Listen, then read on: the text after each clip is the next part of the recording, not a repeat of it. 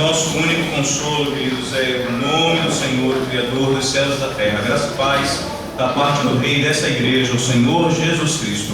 Amém. Amém. Irmãos, nós caminhamos para o fim dos tempos, é bem verdade, mas também do saltério.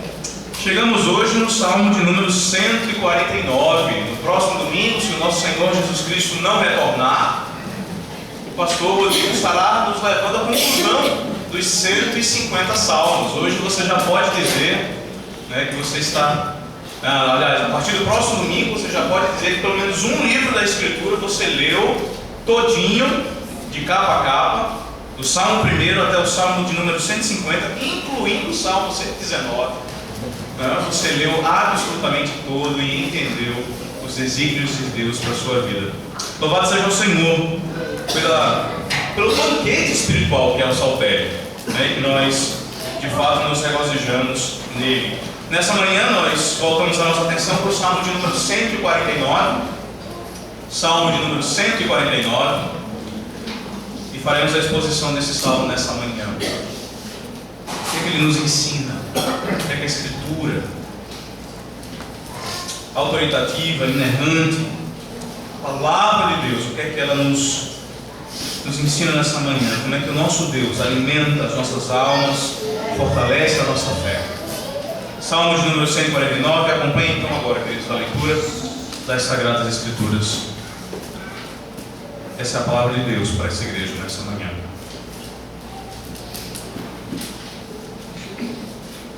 Aleluia!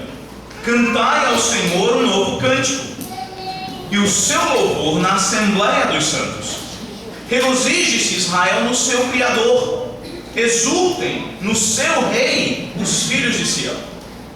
Louvem-lhe o nome com flauta, cantem salmos com anufre e harpa, porque o Senhor se agrada do seu povo e de salvação adorna os humildes.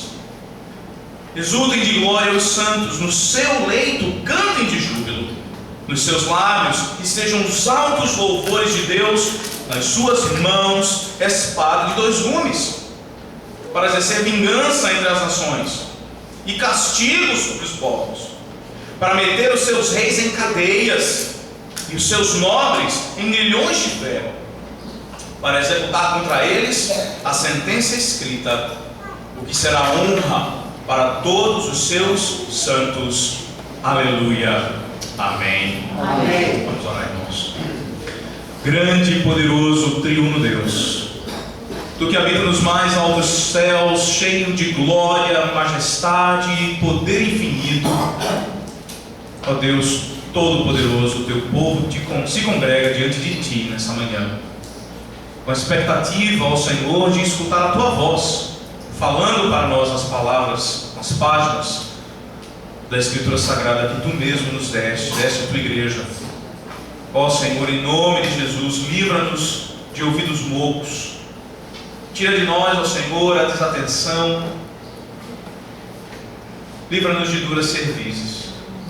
Que nessa manhã, ó Deus, nós possamos escutar a Tua palavra e dar ouvidos a ela, que ela fortaleça, ó Deus, a nossa fé. Ó Deus, aqueles que andam fracos e oprimidos, aqueles que andam tristes, que eles sejam alegrados nessa manhã com o conteúdo da Tua Escritura. Aqueles que andam trôpegos, caindo em pecados, ó Senhor, que a Tua palavra os exorte, chame-os ao arrependimento nessa manhã, e que eles de fato, ó Senhor, endireitem as suas veredas no poder do Teu Santo Espírito. E a Tua igreja, ó Deus, ó Pai, faz a Tua igreja ver o poder, a majestade, o esplendor, o poderio, a soberania do Teu Santo Filho Jesus Cristo, nosso Senhor e Salvador, nessa manhã, quando nós olhamos para esse salmo. Que o Teu Santo Espírito, ó Deus, ilumine as nossas mentes e que nós sejamos profundamente impactados por esse texto. É o que nós te rogamos, no nome dele, do Rei da Igreja, o Senhor Jesus. Amém. Amém. Irmãos, você já experimentou a situação de se regozijar com o esforço, com o trabalho alheio? Veja, toda terça-feira agora no seminário existe um grupo de pessoas da mais variada idade se juntando para jogar vôlei. irmãos dessa igreja aqui. E basta você se aproximar da partida que você vai perceber esse tipo de vibração, né? Quando você mistura ali aqueles diferentes jogadores, existem aqueles que têm maior habilidade, existem aqueles que habilidade alguma têm. Mas o fato é que naquele grupo, quando um que tem habilidade consegue fazer o ponto, aquele que não tem habilidade vibra como se o ponto fosse seu. E quando o time ganha, aí a alegria é generalizada. Sabe, você não precisa nem estar envolvido na partida. Às vezes nós sentimos isso como meros espectadores, né? Se você gosta, né, de assistir algum tipo de partida de futebol, de algum outro tipo de esporte, você certamente já experimentou isso, a sensação, a vibração de um gol, de um ponto numa partida de tênis ou num campeonato, né, da Copa do Mundo. É como se você estivesse no campo, é como se você estivesse na partida, é como se fosse você que tivesse dado o chute a gol. A gente tem essa experiência de se regozijar com o esforço alheio. E apesar disso ser muito deleitoso, às vezes isso pode ser um problema. Porque a gente pode se alegrar tanto com o feito, com a conquista, que a gente pode começar a pensar que foi genuinamente nós que conseguimos isso, quando na verdade nós não temos participação alguma naquela vitória.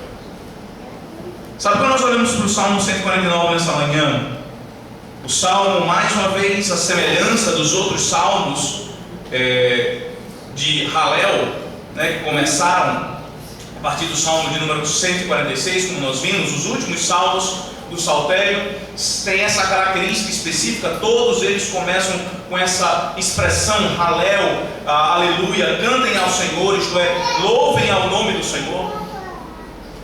Mas no Salmo 149, agora, os motivos e o fundamento do louvor do povo de Deus são experiências extraordinárias que não foram eles que conquistaram. A semelhança do ponto na partida do vôlei, a semelhança do gol na partida do futebol, você vibra e você veste a camisa do seu time e é como se a conquista fosse sua. No Salmo 149 nós vemos conquistas maravilhosas e extraordinárias que a igreja faz parte dela, mas que não são propriamente delas. E percebe, meus irmãos, nessa manhã nós precisamos ser lembrados dessas conquistas. E nós precisamos também ser lembrados desse grande conquistador, que ao nos trazer para perto dele, ao nos unir com ele através do seu Santo Filho, nos torna coparticipantes dessas vitórias, apesar de elas não serem nossas. Essa manhã, o Salmo de número 149 nos ensina, meus queridos, que o louvor e a alegria do povo de Deus é a vitória do seu Messias sobre os seus pecados e sobre os seus inimigos. Talvez existam muitos motivos pelos quais você possa estar triste aqui nessa manhã. A perda de um ente querido, uma enfermidade terrível lhe acometeu, talvez problemas conjugais, talvez problemas no seu trabalho. Mas o Salmo 149 nessa manhã diz para você deixar tudo isso do portão para fora. O Salmo 149 lhe conclama, lhe chama, lhe convoca para esquecer essas tristezas, para colocá-las de lado e para você louvar a Deus e se alegrar com a vitória do Messias sobre o seu pecado e sobre os seus inimigos. Nós consideraremos isso, meus irmãos, nesse texto. Primeiro nós veremos os versículos de 1 a 4, que nós precisamos exultar no triunfo do Messias sobre o nosso pecado. E depois os versículos de 5 a 9, nós veremos que nós precisamos exultar no triunfo do Messias sobre os nossos inimigos. O nosso louvor e a nossa alegria é a vitória do nosso Messias sobre os nossos pecados e sobre os nossos inimigos. Quando nós voltamos a nossa atenção então agora para o texto, percebam, mais uma vez o texto começa convocando os seus cantores ou os seus leitores para louvar ao Senhor. Entretanto, diferente dos outros salmos, observe que nós temos um elemento novo. Nós temos a ideia de cantar um novo cântico. E se você rapidamente abrir a sua Bíblia comigo em Apocalipse capítulo 5, você verá que essa ideia de novo cântico não é exclusiva do saltério. Esse também não é o primeiro salmo em que o novo cântico, essa ideia de um novo cântico aparece. Observe, Apocalipse capítulo 5, a partir do versículo 6. Acompanhe a leitura, diz assim o texto. Então vi no meio do trono e dos 4 seres viventes, e entre os anciãos, de pé um cordeiro, como tendo sido morto. Ele tinha 7 chifres, bem como 7 olhos, e são os 7 Espíritos de Deus enviados por toda a terra. Veio, pois, e tomou o livro na mão direita daquele que estava sentado no trono, e quando tomou o livro, os 4 seres viventes e os 24 anciãos prostraram-se diante do cordeiro, tendo cada um deles uma harpa e taças de ouro cheias de incenso, que são as orações dos santos. E entoavam novo cântico, dizendo: digno és de tomar o livro e de abrir-lhes os selos, porque fostes morto, e com o teu sangue compraste para Deus os que procedem de toda tribo, língua, povo e nação. E para o nosso Deus os constituíste reino e sacerdotes, e reinarão sobre a terra. Percebem? Quando nós vemos no livro de Apocalipse, voltemos agora para o Salmo 149, quando nós percebemos o livro de Apocalipse que trata a respeito do retorno do Messias, a respeito do retorno do Senhor Jesus Cristo e da completude da obra redentiva do Messias, o que nós percebemos é que esse movimento, é que esse evento é inaugurado através de um novo cântico. A ideia do novo cântico, ela existe no Antigo Testamento, e ela acontece todas as vezes que um grande feito redentivo acontece no meio do povo de Deus. Observe aqui que os acadêmicos, ao estudarem, ao analisarem esse texto, eles explicam que a sua composição, apesar de nós não termos nenhum tipo de cabeçalho, provavelmente deu-se em virtude de uma grande vitória. Alguns até arriscam ser o momento em que Davi finalmente conquistou Jerusalém, e aquele território ali passou a ser território do povo de Deus. Enfim, diante de um novo evento redentivo, diante de uma grande demonstração de poder, graça, misericórdia de Deus, o salmista se sente à vontade para compor então um novo cântico e para clamar à igreja de Deus, o povo de Deus, para entoar esse novo cântico devido a esse novo evento redentivo. Observe também no versículo 1 que a ênfase desse novo cântico e desse cântico novo é no meio de um ambiente de culto, é um culto público, no qual nós estamos contemplando aqui, começando. Veja, cantai ao Senhor um novo cântico e o seu louvor na Assembleia dos Santos. Então, aqueles que abrem a boca para entoar o Salmo de número 149 estão imbuídos, abraçados do entendimento de que um novo evento redentivo aconteceu, de que algo redentivamente maravilhoso foi executado pelo Deus de Israel, pelo Senhor do povo. Eles agora adentram numa esfera, numa atmosfera de culto público, de assembleia solene, de santa convocação, e eles vão abrir as suas bocas, vão mexer os seus lábios, vão usar as suas cordas vocais para entoar louvores a Deus, manifestando então essa sua grande alegria, esse seu regozijo, a sua exaltação. Logo no versículo 2, então, nós vemos agora quem é celebrado, quem é que alegra o coração do seu povo, de onde é a fonte desse regozijo. Veja o verso 2: regozije-se Israel no seu Criador, exultem no seu Rei, os filhos de Sião. Percebe? A fonte de alegria, o motivo de felicidade desse povo não é necessariamente os efeitos do evento redentivo. Se for realmente, se esse salmo realmente trata a respeito da conquista de Jerusalém por parte de Davi, quando ele finalmente conquista, né, essa cidade que antes se chamava Salém, observe que o fato aqui que está sendo regozijado não é a conquista em si, não é o objeto que foi conquistado, entretanto é aquele que dá a conquista, é aquele que é o agente redentivo do povo de Israel. E ele é identificado aqui por 2 títulos. Percebam bem. Primeiro, ele é identificado como o Criador de Israel. E veja, como Criador, obviamente a primeira coisa que vem à nossa cabeça é a nossa origem. É aquele que nos teceu, é aquele que do nada nos criou, é aquele que através do barro formou o homem e soprou-lhe fôlego vivente em suas narinas.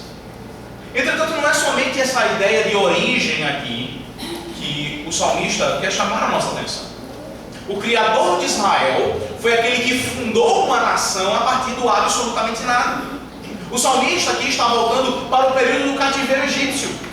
Percebem? É naquele momento que o povo está oprimido, que o povo está agrilhoado, o povo está sendo maltratado e explorado, que agora na sua libertação e na sua chegada ao deserto, ao pé do monte, em Êxodo 20, nós lemos o texto: se vocês me obedecerem, se vocês seguirem os meus estatutos e os meus mandamentos, eu farei de vocês uma nação de sacerdotes.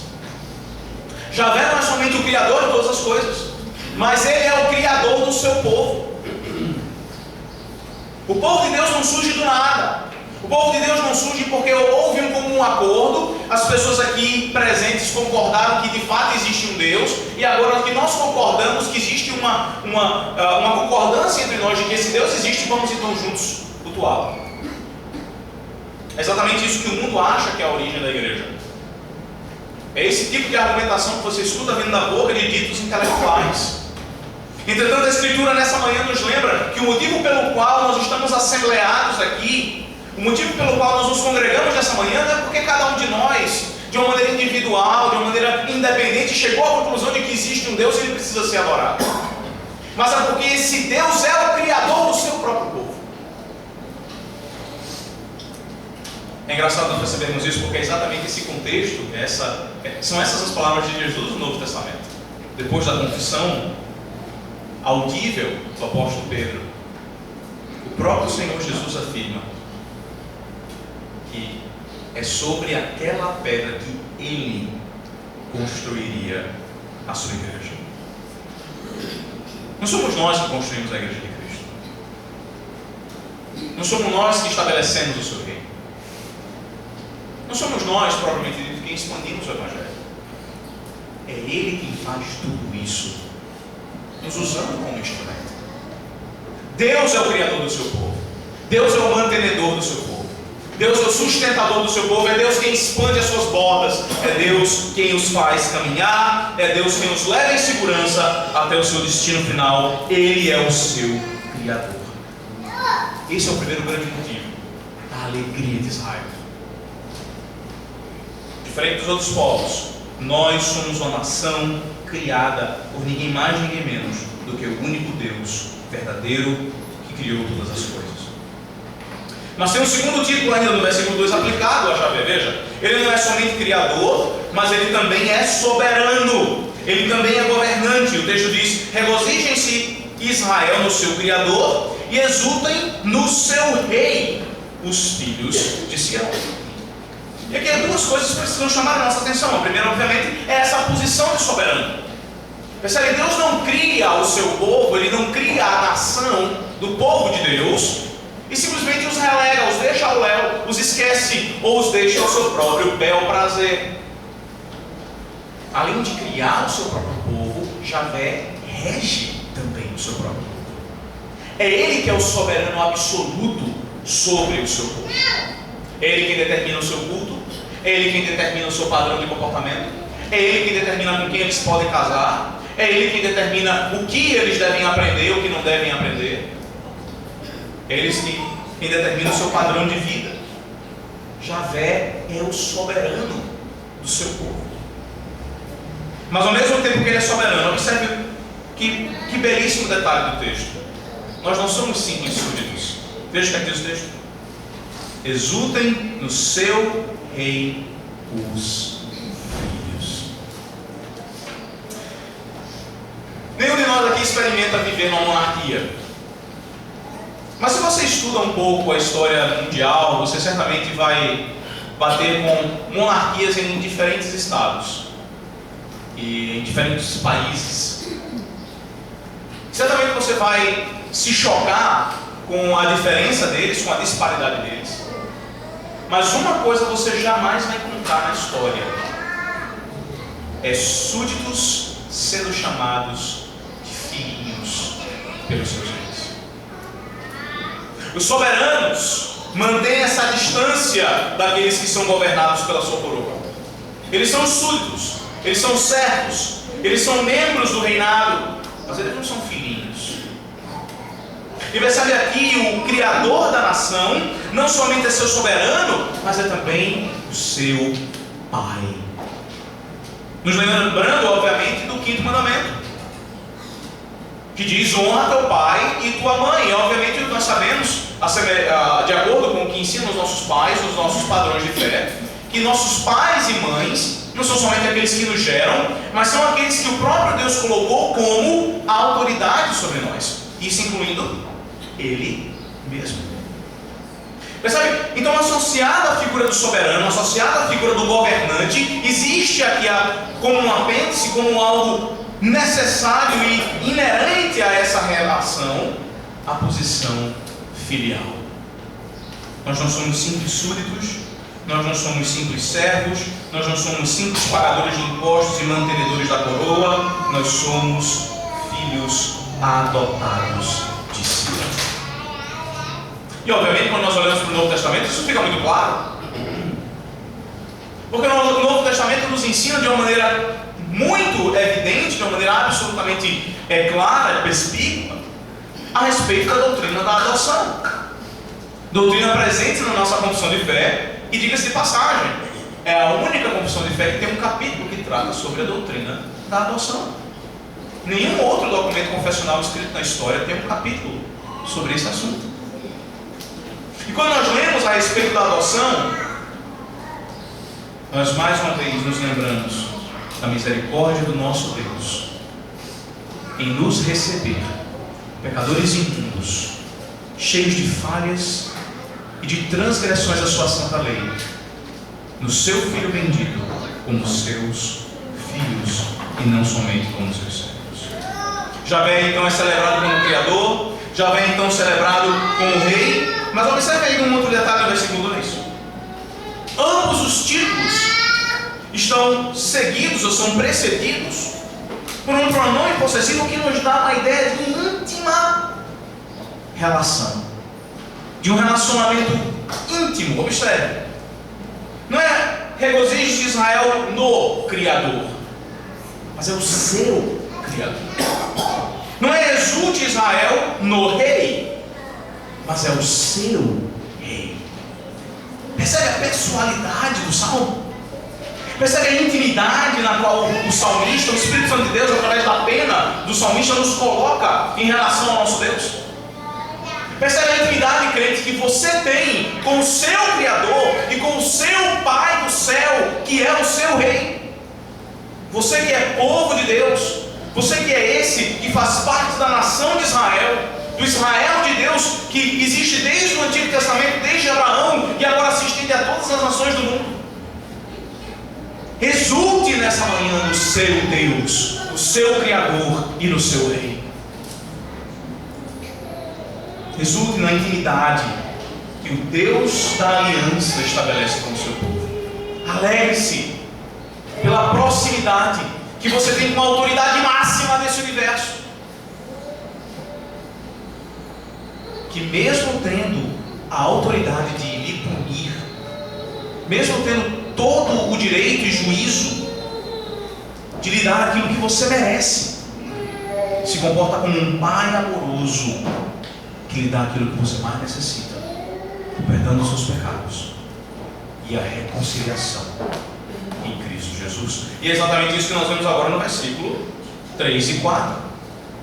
Observe, depois de mostrar o objeto da nossa adoração, depois de nos lembrar desses títulos maravilhosos, dessa intimidade descomunal que nós temos com um Deus Todo-Poderoso, Ele agora nos incita mais uma vez no versículo 3 a louvar-lhe, e obviamente que esse louvor pode ser através do emprego dos mais diferentes instrumentos, flautas, salmos, adufes e harpas, e logo depois de nos estimular ao louvor audível, a proclamação de louvores, no versículo 4 que nós lemos: é o motivo dessa adoração. Por que amar tanto esse Deus? Por que se regozijar nele? Por que ele deve ser a sua fonte de alegria, mesmo quando as mais tenebrosas tristezas lhe batem a porta? Veja o versículo 4. Porque o Senhor se agrada do seu povo.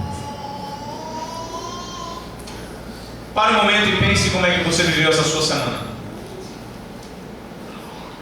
Tente fazer agora um flashback, desde segunda-feira até sábado. Pense nas suas palavras, nos seus pensamentos, nas suas reações às diferentes circunstâncias da sua vida. Você está começando a vislumbrar quantas vezes você pecou nessa semana que você passou? Você está começando a se lembrar quantas vezes você matou no seu coração? Quantas vezes você blasfemou contra o Senhor? Você está começando a se lembrar quantas vezes a verdade não esteve na sua boca, ou você se esquivou de lutar pela verdade?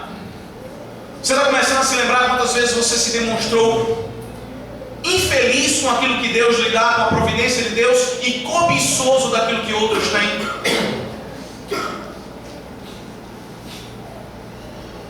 Meus irmãos, de segunda a sábado, talvez até agora, nesse exato momento, nós nos constituímos perante um Deus que é absolutamente santo, como pecadores, imundos, sujos e carentes desse grande Deus.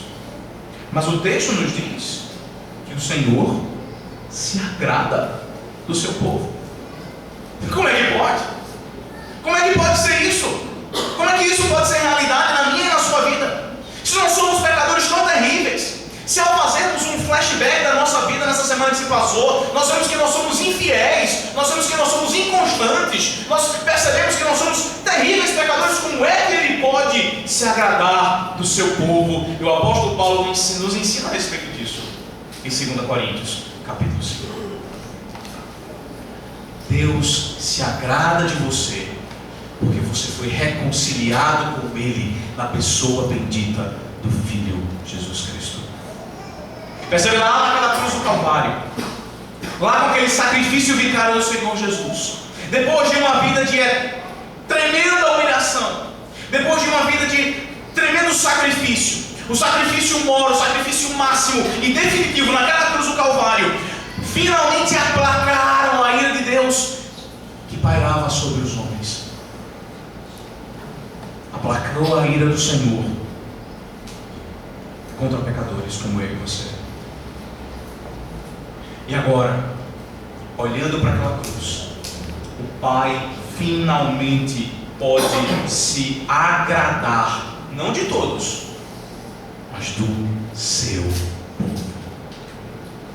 Depois de pegar o sangue do seu próprio Filho, vertido naquela cruz do Calvário, e de lavar a mim e a você diariamente das nossas sujeiras e da nossa imundícia, depois de nos tornar mais altos que a neve, aí sim, e somente aí, o Pai se agrada de mim e de você. Por isso exulte nessa manhã,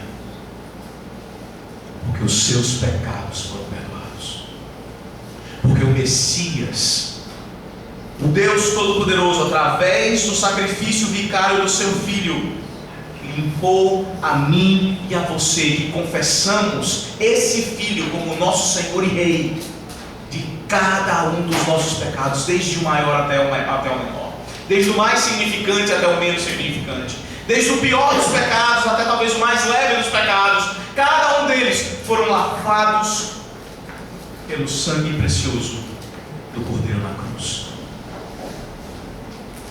Talvez você não tenha motivo de se alegrar no que diz respeito ao seu casamento, ao seu trabalho, à sua vida, mas existe uma coisa que deve trazer louvor e fazer você abrir a sua boca e fazer o seu coração exultar de alegria, explodir de comoção, é que os seus pecados foram perdoados. O louvor e a alegria do povo de Deus é a vitória do Messias sobre os seus pecados. Veja que agora, depois de haver conciliação, depois da ira de Deus ser aplacada, depois agora dele passar a se agradar do seu povo, olha a consequência no versículo 4. Ele se agrada do seu povo E agora Ele adorna os humildes de salvação. Aqueles que de fato reconhecem quem são. Na literatura poética, o humilde é aquele indivíduo que genuinamente reconhece o seu estado miserável e lamentável. É aquele que genuinamente reconhece que ele está destituído de qualquer glória, de qualquer valor, e ele se achega agora à fonte de toda a glória e de todo o valor, dando-lhe a ele o culto e a adoração que lhe é devida. O versículo 4 diz que depois de se agradar do seu povo, o Senhor agora os adorna, os embeleza com uma maravilhosa salvação. E esse é o motivo do regozijo do povo de Deus. Esse é o motivo pelo qual o povo de Deus se ajunta dominicalmente para celebrar, para se alegrar, para exultar, para glorificar a esse grande Deus que nos despejou enorme, gigantesca, inominável salvação. Essa é a sua fonte de alegria, crente.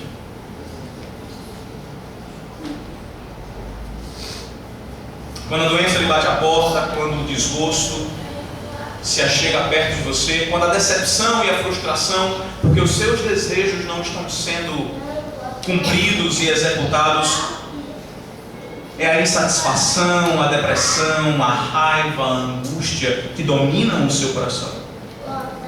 Ou você se junta com o povo de Deus para exultar diante do Senhor por tamanha salvação despejada no meio de pecadores.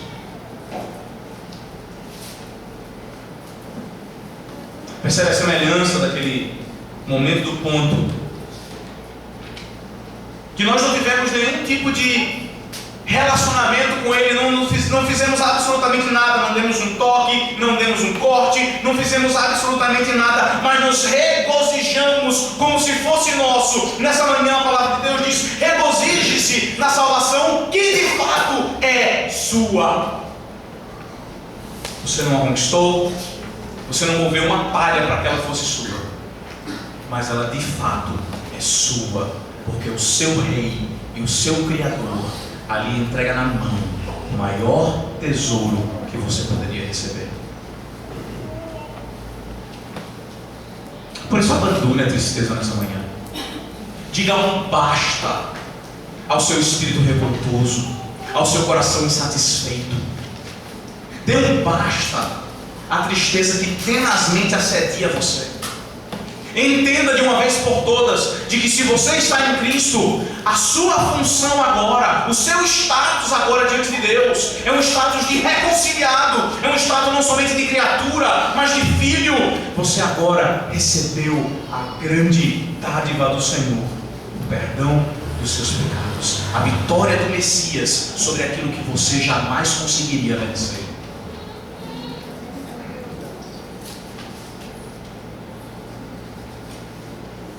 De fato você é humilde? Esse é um outro detalhe que esse texto certamente deve nos levar a questionar nessa manhã. Existe você esse reconhecimento de falibilidade? Ou você pouco se apercebe da vileza do seu coração? Sabe, é muito fácil para nós caminharmos nesse mundo sempre fazendo julgamentos entre nós e outros pecadores. E nós preferimos aqueles alvos, muitas vezes, cuja comparação pode ser feita com muita clareza e que nos livra de qualquer tipo de sentimento de culpa e de reconhecimento da nossa beleza. Nós nos comparamos com os corruptos de Brasília, nós nos comparamos com os criminosos da Papuda, talvez com os estupradores lá do interior do Piauí, e nós olhamos para esses homens e dizemos com muito conforto: mas eu não sou tão mal assim. E caminhamos, às vezes, marchando nessa nossa autojustiça, sem nunca, por um momento, as nossas consciências serem ativadas pela vileza do meio do seu coração. Nessa manhã, a palavra de Deus nos lembra de que o Senhor adorna de salvação os humildes. Se você não tem nenhum conceito do seu pecado, se não existe de fato um espírito de humildade em você, se não há reconhecimento de pecado, se você não consegue ver a sua necessidade da cruz e do sangue de Cristo, você precisa saber disso nessa manhã. Essa salvação não é sua, ela não é para você. Se ao contemplar a cruz e ao meditar no sacrifício vicário de Cristo, se ao de fato entender o valor do seu sangue, se isso não move você, se isso não transforma as suas entranhas, se isso de fato não atiça os seus sentimentos e lhe leva cativo ao serviço e à adoração desse único e maravilhoso Rei que é o Senhor Jesus Cristo, então nada disso é seu. E você de fato está fadado a ser consumido pela tristeza da sua própria alma, porque a exultação do povo de Deus é reservada para o povo de Deus, que a encontra, a identifica e a reconhece aonde ela genuinamente está, no perdão dos nossos pecados e na nossa salvação do inferno de fogo que nós certamente merecíamos. Portanto, mais uma vez, nessa manhã, entenda: se você tem buscado a sua alegria em coisas passageiras, se você tem buscado exultação em coisas fugidias, a sua alegria não será maior do que os 45 minutos de um tempo de uma partida de futebol. A sua alegria não durará mais do que o tempo de uma partida de vôlei. Se essa é a sua fonte de alegria, se é nesses locais que você busca a sua exultação, você não faz parte do povo de Deus. Mas essa manhã, o Espírito Santo chama você, que se joga aos pés da cruz, que abraça o seu Cristo, o seu Criador e o seu Rei, para que você se alegre e exulte nessa preciosa e grandiosa salvação que foi conquistada de uma vez por todas pelo Messias, do Deus da aliança. Mas o louvor e a alegria do povo de Deus, meus irmãos, não é somente a vitória do Messias sobre o pecado. A alegria e o louvor do povo de Deus é também sobre a vitória do Messias sobre os nossos inimigos. Veja agora, versículos de 5 a 9. De uma maneira totalmente diferente de qualquer outro salmo, você não vai encontrar isso em nenhum outro salmo. Nós temos agora uma mudança de tom no louvor, na adoração. Vejam.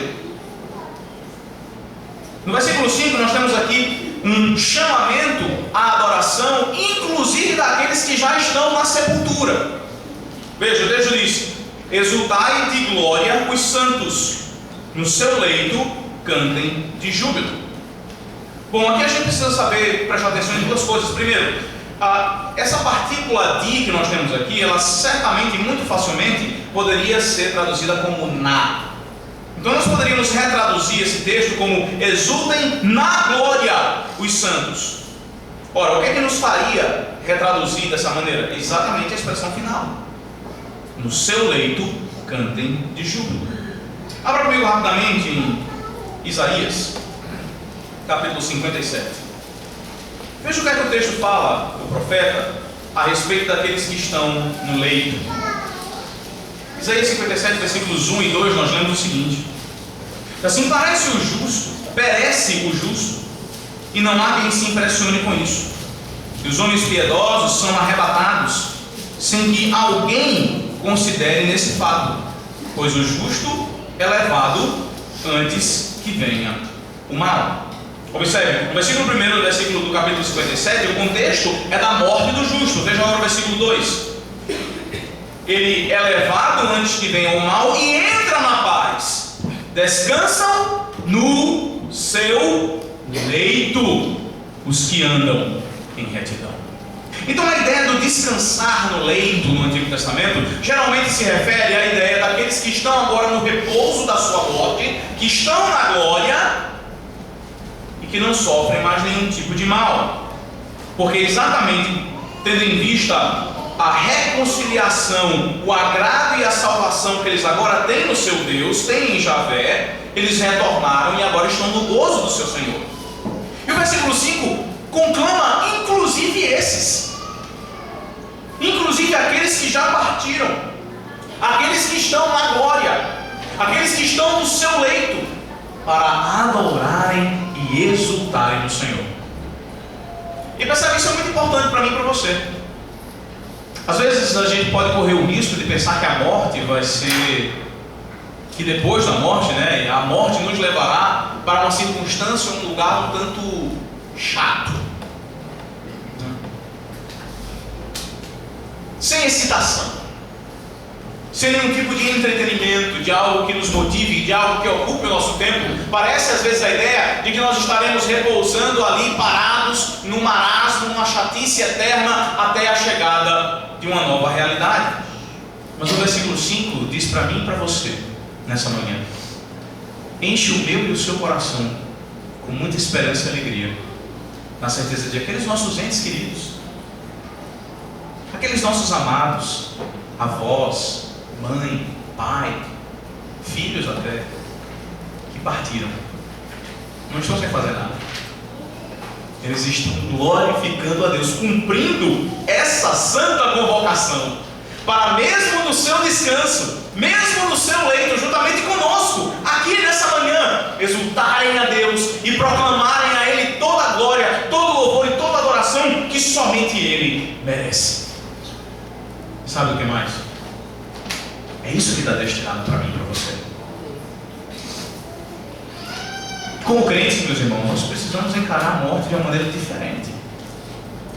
O Salmo 149, versículo 5 nos mostra e deve nos fazer desejar até que esse dia de descanso, de leito, no qual nós eternamente cumpriremos esse chamamento, essa convocação, finalmente chegará. Que nós descansemos no fato de que mesmo no evento da nossa própria morte, nós estaremos apenas nos desvencilhando daquilo que nos amarra, daquilo que nos atrapalha. Estaremos abraçando completamente um estado de glória e de adoração perfeita ao Senhor.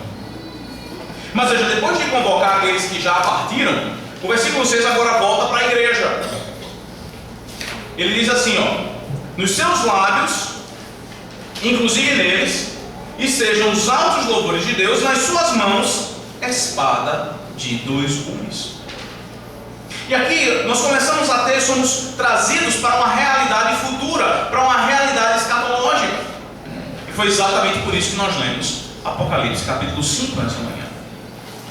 Porque lá, quando o novo cântico é entoado, vocês certamente devem se lembrar que aquele cordeiro que foi morto, foi dado todo o poder e todo o domínio. Ele subjuga os inimigos, ele reina mesmo sobre aqueles que se opõem ao seu reinado. É exatamente isso que nós começamos a ver, só que de uma maneira interessante, de uma maneira surpreendente nesse salmo. Aqueles que são súditos do reinado participam do reinado e são instrumentos de domínio do seu soberano. Veja, por exemplo, agora no versículo 6, eles são convocados a com lábios louvarem e com espada em suas mãos, espada de dois gumes, espada de batalha, tá? Por isso que é espada de dois gumes, é uma espada de batalha. Eles são agora convocados para louvar e para batalhar, para louvar e lutar, para louvar, adorar e participar do domínio do seu rei e do seu redentor. De que maneira? Veja o versículo 7. A primeira maneira que essa participação acontece é que eles, o povo de Deus, são a ferramenta de juízo desse soberano Senhor. Veja o verso 7. É esse Deus, o texto diz, que exerce vingança entre as nações e castigo sobre os povos através dessa nação, através do povo que ele mesmo resgatou e que ele mesmo criou para lhe ser um país, para lhe ser seu próprio povo. Ele exerce vingança entre as nações e castigo entre os povos através do seu próprio povo. Percebe certamente que o Salmo aqui não está nos chamando agora a pegarmos em armas e sairmos aí atirando em quem não é crente. Obviamente que não. O texto não está dizendo isso para nós. E claramente nós vemos isso ao longo de toda a Escritura. O reino do Senhor Jesus não é desse mundo. Aqueles que são do Senhor Jesus não dominarão por poder nem por força, mas pelo Espírito de Deus. Entretanto, o texto claramente diz que eu e você, e de que especialmente o povo de Israel, no tempo passado, foi utilizado como um instrumento, como uma ferramenta de juízo para povos iníquos e ímpios, pecadores diante do Senhor, que não foram alcançados, não foram alvos da sua graça. É exatamente isso que aconteceu com os cananitas.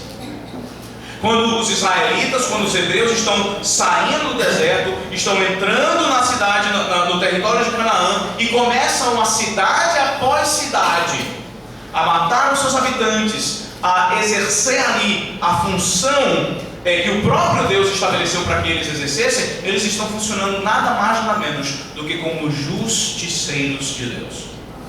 Eles são uma ferramenta na mão de Deus para exercer a vingança entre as nações e o castigo sobre os povos. Mas qual é a relevância disso para mim e para você hoje? Como é que nós, que estamos na nova aliança, como é que nós funcionamos como ferramenta de vingança entre as nações e castigo entre os povos? Bom, de uma maneira muito direta, isso acontece exatamente pela nossa salvação. Ao salvar o seu povo e ao rejeitar outros iníquos, ao salvar aqueles que o próprio Deus escolheu para si, e ao rejeitar aqueles que ele não desejou salvar, ele vai ter misericórdia de quem ele quer ter misericórdia, ele vai ter graça, ele vai exercer graça com aquele que ele quer exercer graça. O Senhor já nos utiliza como ferramenta de vingança sobre as nações. Percebe o simples fato de nós adentrarmos por aquelas portas e nos congregarmos aqui em santo culto a Deus é uma ferramenta de justiça e de juízo contra uma cidade, contra um estado, contra um país que rejeita a Deus como seu Senhor e Salvador. A igreja hoje, pelo ministério da palavra, pelo ministério dos sacramentos, pela sua vida, continua sendo instrumento através do qual o Senhor exerce vingança entre as nações e castigo sobre os povos. Mas não para por aí, meus irmãos, porque certamente você se lembra das palavras do apóstolo Paulo lá falando a Corinto, quando ele exorta aquela igreja a exercer a disciplina no meio da congregação. E você certamente deve se lembrar um dos motivos pelos quais a exortação veio àquela igreja.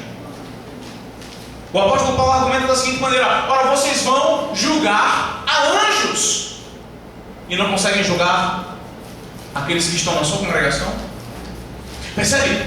Além de servir como ferramenta de julgamento e de vingança agora, a igreja será ferramenta e instrumento de vingança no escatom, isto é, quando o Senhor Jesus Cristo voltar. Naquele grande momento, quando o Senhor Jesus Cristo descer dos céus e arrebanhar o seu povo e separar o seu povo daqueles sobre os quais juízo será exercido, a sua igreja será a ferramenta de juízo sobre aqueles que não estão no meio do seu povo. Observe que esse juízo, ele não discrimina posição. Veja o versículo 8.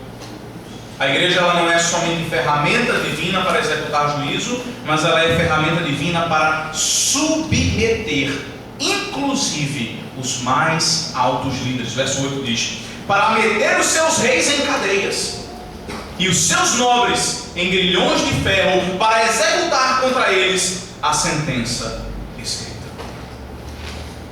Obviamente esse texto nos mostra a soberania absoluta do nosso Deus.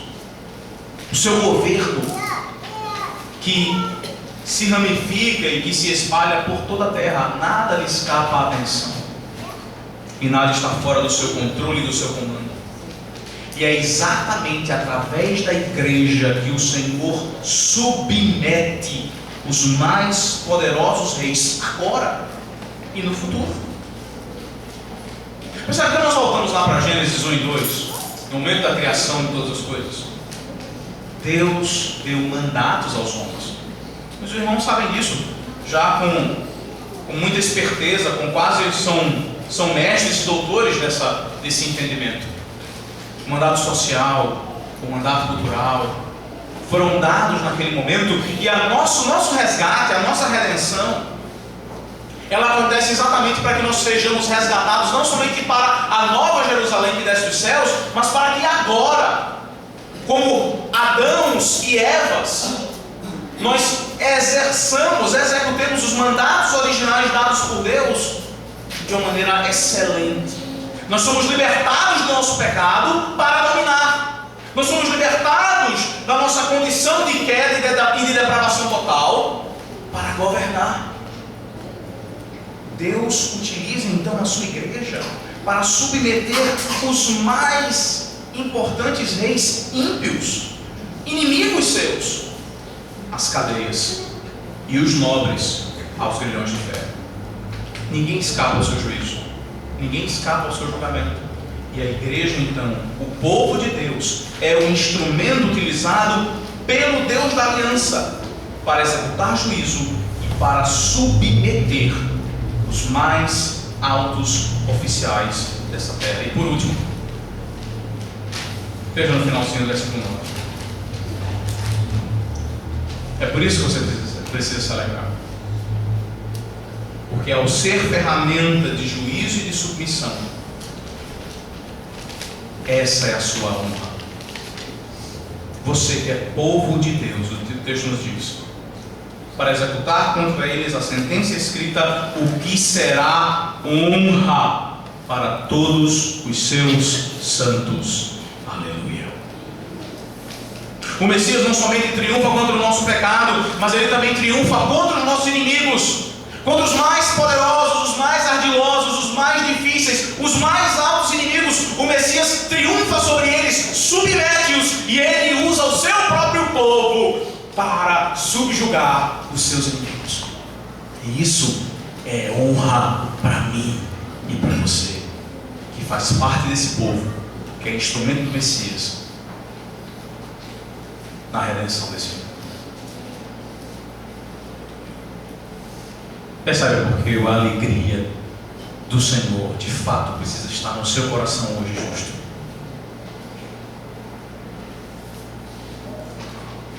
Às vezes nós olhamos para a conjuntura nacional, olhamos para os poderes mundiais, olhamos para os terríveis inimigos da igreja, e tudo que nós pensamos é: eles estão quase ganhando, eles estão quase nos varrendo.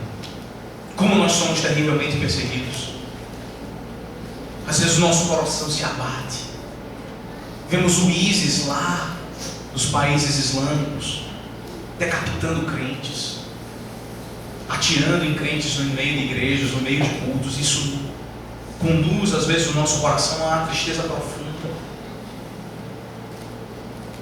Mas a palavra de Deus renova a minha e a sua alegria nessa manhã, dizendo para mim e para você que o nosso Messias não somente submete e conquista os nossos pecados, mas ele submete os nossos inimigos, inclusive os inimigos da sua alma. Os seus piores pecados e as suas piores tentações, as suas mais abundantes fraquezas, o Messias destrói cada um dos seus inimigos, e você pode se regozijar com ele. Essa obra não é sua, esse ponto não é seu, mas o salmista diz: alegre-se, regozije-se, louve a esse grande Deus, porque o seu Messias não somente submete os seus pecados, mas ele submete os seus piores inimigos. Mas sabe, irmãos, além da alegria, esse texto deve também nos trazer ao autoexame. Nós temos de fato evidenciado e experimentado essa esse aspecto de ferramenta de domínio do Messias. Nós, enquanto igreja, nós temos sido de fato aqueles que metem reis nas cadeias, que metem nobres em grilhões de ferro, isto é, enquanto crentes, enquanto redimidos, enquanto aqueles que tiveram a sua mente transformada pela lei de Deus, os seus conceitos transformados, os seus pensamentos modificados, de acordo agora com aqueles que pensam como pensa o Deus da aliança, nós de fato temos dominado ou temos sido dominados? Nós temos exercido influência ou temos sido influenciados?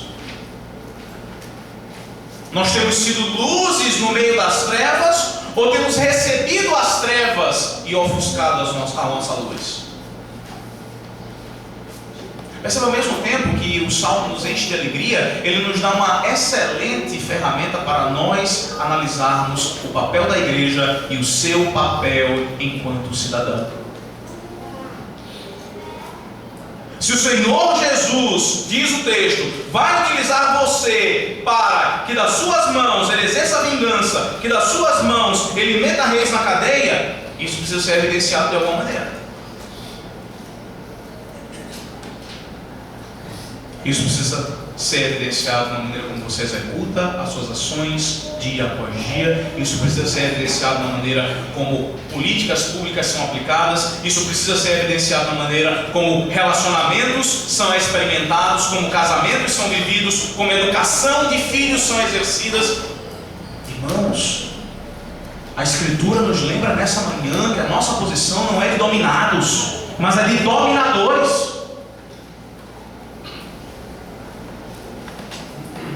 Mas pensem bem, começar pelos nossos filhos. De segunda a sexta, quem é que os educa? São os santos de Deus? Ou são os ímpios do mundo? A quem é que nós submetemos a instrução dos nossos filhos?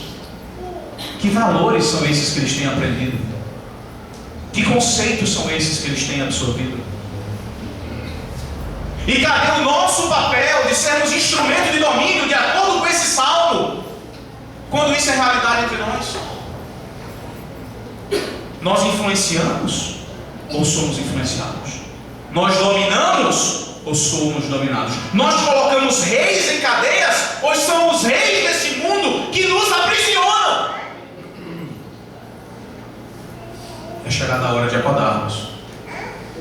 É chegada a hora de nós mudarmos esse padrão no meio da igreja do Senhor Jesus.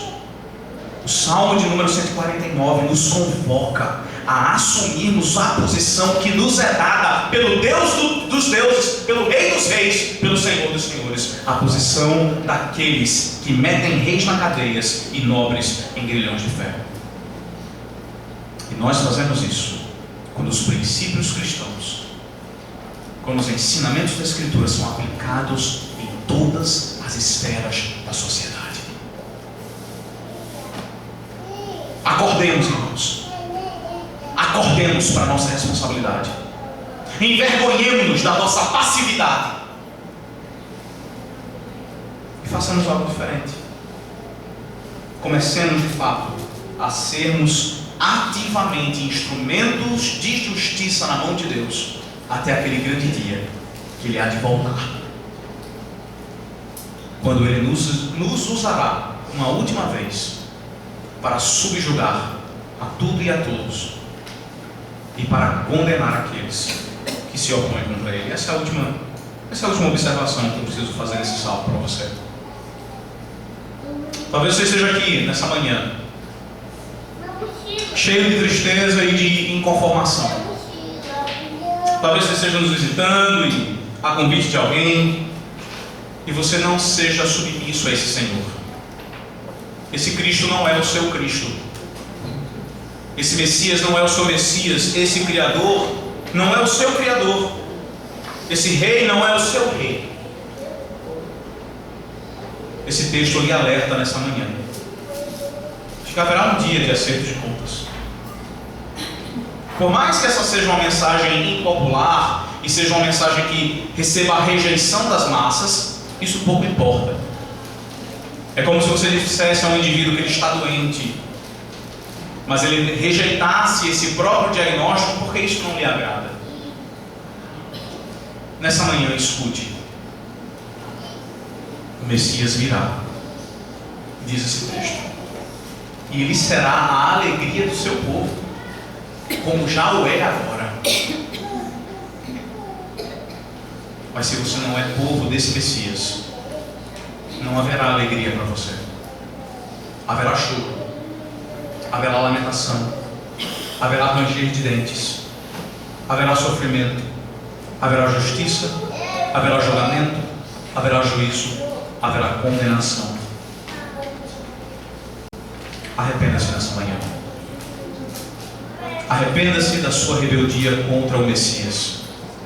Arrependa-se da sua insistência em se colocar no trono, quando é o único Deus Todo-Poderoso que deve estar no trono. Arrependa-se em nome de Cristo e achegue-se a Ele. Quem sabe ainda há esperança para você. A alegria, meus irmãos, e o louvor do povo de Deus é a vitória do seu Messias sobre os seus pecados e sobre os seus inimigos. Que Deus os abençoe. Vamos orar. Santíssimo Deus, obrigado pela Tua palavra, Senhor. Obrigado por esse salmo maravilhoso que nos estimula, nos alegra e nos conduz em triunfo na nossa vida aqui e na nossa caminhada para a nossa pátria celestial. Ó Senhor, em nome de Jesus nós te rogamos que o Senhor de fato nos faça regozijarmos apesar das dificuldades, apesar das tentações e dos tenebrosos acontecimentos que batem às nossas portas. Ó Deus, no nome de Jesus, faz-nos olhar além deles, faz-nos olhar, ó Senhor, para a cruz de Cristo, faz-nos contemplar a vitória que Ele mesmo conquistou para nós sobre o pecado. Faz-nos, ó Deus, nos regozijar, nos deleitar na reconciliação que há entre nós e o Pai, na certeza de que Ele se agrada de nós, o nosso Rei e o nosso Criador. E, ó Deus, em nome de Cristo, faz-nos ferramentas de conquista do Teu Filho, Pai. Livra-nos da passividade. Livra-nos, ó Senhor, de sermos influenciados e não influenciadores. Perdoa-nos, ó Senhor, porque temos sido relapsos nessa função.